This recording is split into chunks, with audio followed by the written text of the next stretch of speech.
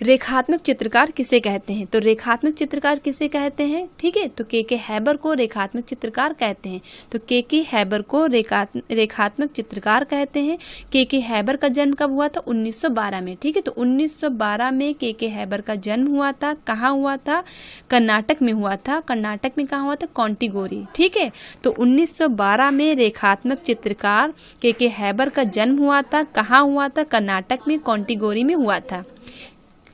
Next है हमारा भारतीय कला का पैगंबर किसे कहते हैं? देखिए, पैगंबर मीन्स होता है पैगाम लाने वाला, मैसेज लाने वाला। ठीक है, तो आप ध्यान रख सकते हैं कि भारतीय कला का पैगंबर किसे कहा जाता है? यामिनी राय को। ठीक है, तो भारतीय कला का पैगंबर किसे कहा जाता है? यामिनी राय को भारतीय कला का पैगंबर कहा जाता है।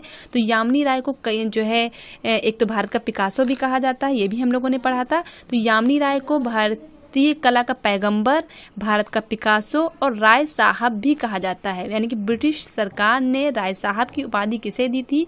तो यामिनी राय को दी थी। ठीक है, ब्रिटिश सरकार ने राय साहब की उपाधि किसे दी थी? तो यामिनी राय को दी थी। तो भारत का पिकासो, भारतीय कला का पैगंबर और राय साहब ये क्या हो जाएंगे? यामिनी राय हो जाएंगे। ठीक है, तो यामिनी राय को आपको ध्यान रखना है। नेक्स्ट है हमारा क्वेश्चन, रंगवादी कलाकार किसे कहा जाता है? ठीक है, तो रंगवादी कलाकार किसे कहा जाता है? तो सैयद हैदर रजा को रंगवादी कलाकार कहा जाता है। ठीक है, तो रंगवादी कलाकार किसे कहा जाता है? सैयद हैदर रजा को रंगवादी कलाकार कहा जाता है। ठीक है, तो अभी हम लोगों ने पढ़ा था रंगों का सम्राट। ठीक है, यानी कि रंगों का सम्राट अब्दुल रहमान चुगताई को कहते हैं और रंगवादी कलाकार किसे कहते हैं? सैयद हैदर रजा को कहते हैं। ध्यान रखना है, वो रंगों का सम्राट था, ये रंगवादी कलाकार है। ठीक है, रंगों का सम्राट रहमान और रंगवादी कलाकार SH रजा यानी कि सैयद हैदर रजा। तो सैयद हैदर रजा का जन्म कब हुआ था? 1922 को। ठीक है, तो सैयद हैदर रजा का जन्म कब हुआ था? 1922 को सैयद हैदर रजा का जन्म हुआ था।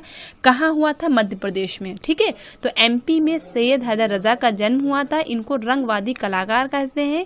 और कब हुआ था? 1922 में हुआ था।